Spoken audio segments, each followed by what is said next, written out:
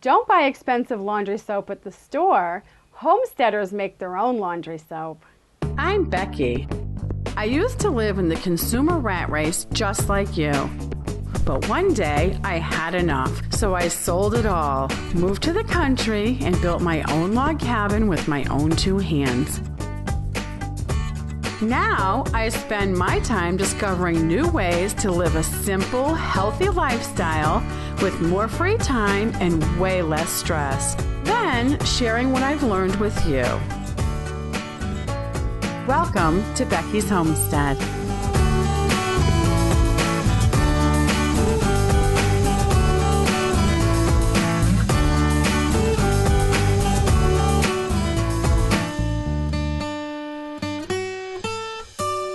I'm going to show you what you need to make Becky's homemade laundry soap. This soap is just fantastic. It cleans the clothing really well, and it's the thing I barter with the most on the homestead. First, we're going to start with the cleaning ingredients that we're going to use. We're going to use a bar of Zote soap. This is my favorite. I think it makes the best laundry soap. It's going to turn this bar into 10 gallons of liquid laundry soap.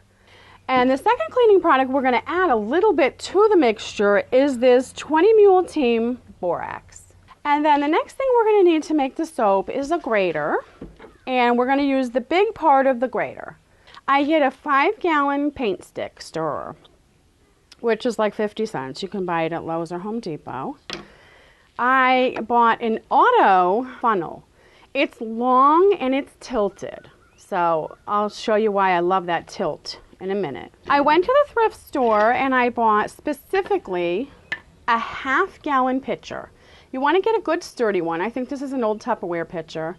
Very sturdy 1/2-gallon, because when we make the laundry soap in our gallon recycled milk jugs, this soap is double strength. So it works perfect to put a 1/2 gallon of the soap into the milk jug, and then the rest is water, warm water. And then the next thing we need is a nice 5-gallon bucket.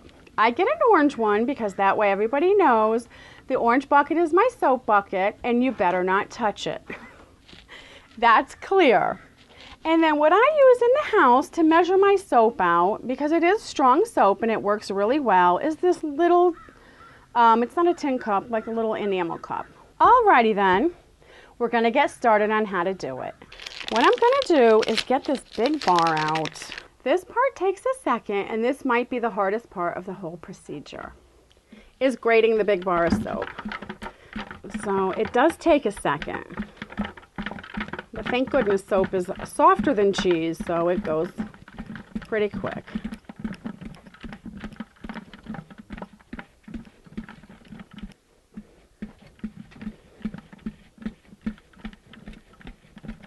I'm getting tired.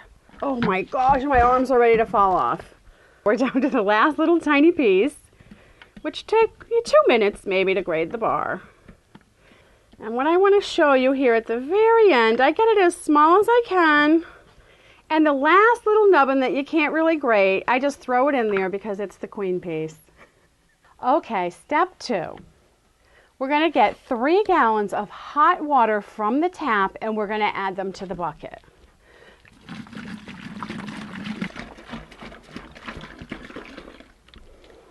All right, and we're going to use our 5-gallon paint stick and we're going to stir that up a bit while I run and get the next gallon of hot water. Okay, this is gallon number 2.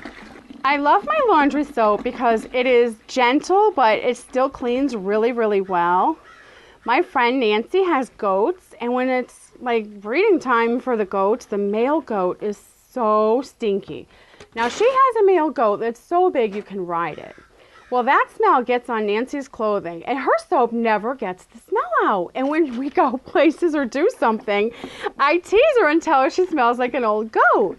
So finally, and she says, I wash the clothes and wash the clothes. And so finally I said, well, you have to try my homemade laundry soap. I'm sure that'll get it clean.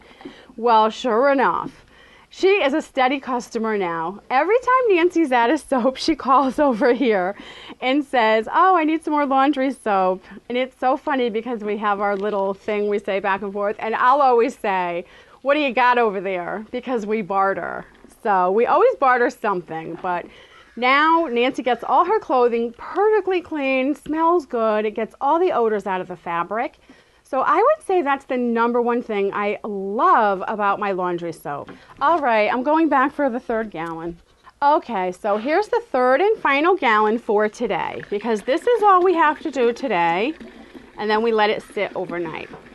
But as I'm dumping this in, I want to tell you, I cannot stand the high price of laundry soap in the store. I think it's such a ripoff. And if you buy the cheap laundry soap, all that is perfume. I don't like that either. It doesn't really clean the fabric. It just makes it smell perfumey. So that is a huge turnoff to me. One thing I do want to tell you about this homemade laundry soap is when you put it in the washer with the clothes and then you look in there, there are no bubbles. Bubbles are a chemical. It just makes bubbles. Bubbles has nothing to do with the soap and the soap cleaning the clothing. Alrighty, we've added the Zote, 3 gallons of hot water, and now we let it sit for a day. The soap has been sitting for 24 hours. I'm going to add 2 more gallons of hot water. Alrighty, this is number 4. What I want to talk about is the 20 Mule Team Borax. What that does, and we're going to add that in a minute, that brightens your clothing. If you would prefer your soap really, really gentle, don't add the borax. Alrighty, let me go get the final gallon. This is the 5th and final gallon. When you might see these few bubbles when you're making it and think, oh, there are bubbles. But that's really just from the water blugging into the bucket. And you can either scrape those off or they kind of just go away. And that's okay because bubbles are just an added chemical for show. It has nothing to do with cleaning. All right, the next thing I'm going to do is I'm going to add the borax. And I'll show you how much I add. And you could always add a little more of this if you're doing whites and you don't like to use Clorox. Now, I'm not even going to add a full cup of this. So that I'd say that's a cup. That's 8 ounces of the borax. And you just dump that in there. And then I make sure at this point I do give it a good stir. Now you just want to stand here and stir the soap up for probably a good 3 or 4 minutes. And there you go. You will have the best laundry soap. You will probably never buy laundry soap from the store again. You will feel it's such a waste of money when you see for $1, a little more than $1, you can make 10 gallons of soap. It is so amazing. Okay, so this is 2 days later. This is what the soap will look like after it sits. It has to sit a little while to turn into this gooey gel. As you can see, when you set the milk jug down and you have your funnel in position, it lips over the top of the bucket. That's what I like, just so any little dribbles go either way. You don't make a mess. Okay, this is how I fill my milk jugs. I always stir the soap first because it will be kind of gel. You can see how it trails. It doesn't really stop pouring. So then I just pour it in here. And you have to kind of go slow because otherwise it will overflow the funnel because it's thick. This is the hardest part of making your own laundry soap, is filling the jugs whenever you need them. Don't forget to stop filling it half full because this is double strength. Then what you're going to need to do is fill the rest up with warm water from the tap in the house. Make sure you give it a good shake, and every time before you use it, give it a little shake. Then I use this little cup as my measuring cup when I do my laundry. I just have that sitting in there on the windowsill, and then 1 cup per load. And it is so good. It cleans really, really well. So it's very economical. Great soap. I can't say enough about it. Thanks for watching. If you have any questions or suggestions, please email me in doodles. Happy homesteading. Bye-bye.